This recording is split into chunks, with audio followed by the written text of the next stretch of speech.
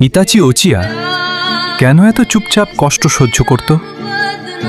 Itachi ছোট থেকেই বুঝে গেছিল দুনিয়াটা এত সহজ না। যুদ্ধ, ঘৃণা, বিশ্বাসঘাতকতা সবকিছু খুব কাছ থেকে দেখেছিল। তার নিজের ক্লান উচিহা আর গ্রাম কোনোহার মধ্যে যুদ্ধ লাগার অবস্থা হয়ে গেছিল। যদি যুদ্ধ লাগত, হাজার হাজার মানুষ মারা যেত। তখন ইতাচির সামনে দুইটা রাস্তা ছিল, নিজের পরিবারকে বাঁচানো নাকি পুরো গ্রামকে বাঁচানো।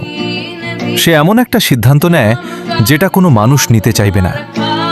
নিজের ক্লানকে নিজেই শেষ করে দেয়, শুধু যেন বড় যুদ্ধ না লাগে।